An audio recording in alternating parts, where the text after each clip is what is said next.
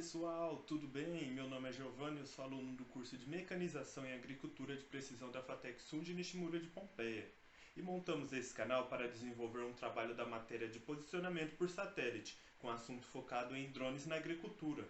No vídeo anterior falamos sobre os usos não convencionais dos drones para a agricultura. E caso ainda não tenham visto, vamos deixar ele aqui na descrição. No vídeo de hoje vamos abordar a integração do GNSS com drones.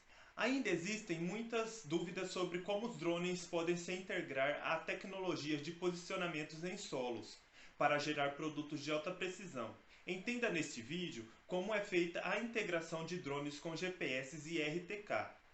O aumento de necessidade de mecanismo que proporcionasse uma orientação faz com que, meados dos anos 80, por meio de avanços tecnológicos, surgisse o GPS, uma ferramenta que, através de satélites, consegue disponibilizar geoposicionamento preciso e permite orientação exata. O GPS é uma ferramenta essencial na aerofotogrametria, uma técnica de mapeamento que utiliza fotografias aéreas para a geração de material cartográfico. Deste modo, os drones entraram com tudo no mercado do aerofotos, pela facilidade de obtenção das imagens de forma mais rápida e barata do que os métodos convencionais, que usam aeronaves tripuladas, ou do que as medições topográficas em solos. Com o avanço das tecnologias de geoposicionamento, surgiu o RTK, um sistema de posicionamento em tempo real que disponibiliza ainda mais precisão geográfica do equipamento. Porém, como toda a tecnologia, este sistema tem um custo elevado. Quando o drone não tem a tecnologia RTK, é utilizada a tecnologia de pontos de apoio. Pontos que são foto-identificáveis, ou seja, são objetos alvos, detalhes no terreno que irão aparecer nas imagens aéreas. São utilizados para fazer a relação entre o sistema de coordenadas da imagem com o sistema de coordenadas do terreno. E são importantes, pois levam a acurácia posicional para o projeto. Além disso, não necessariamente as coordenadas precisam ser coletadas usando um receptor RTK. Essa é apenas uma das opções.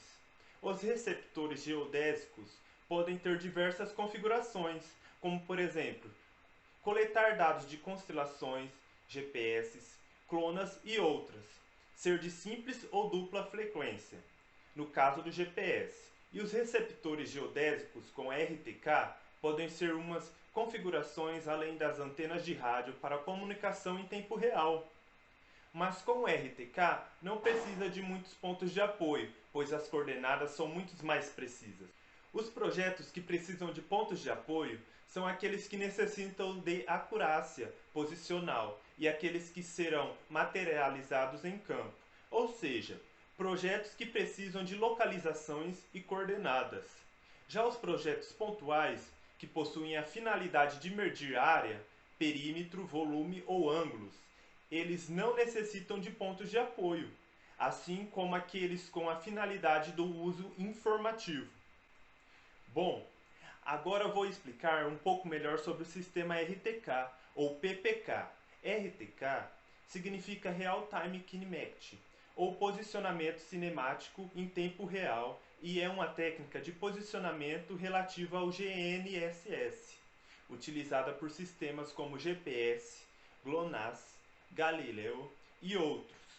Neste método, utiliza-se dois receptores, um receptor em campo, onde chamamos de base, e outro receptor embarcado no drone, que é chamado de hover. Além dos dois receptores, o sistema conta com uma antena de rádio de frequência, que transmite dados de posicionamento em tempo real da base para o hover. Já o PPK significa Post Processed Kinematic, cinemático processado na tradução para português, e é um método de posicionamento baseado na utilização de dois receptores coletando os dados simultaneamente a base e o hover. A diferença dele para o RTK é que o sistema não possui uma antena de rádio com frequência.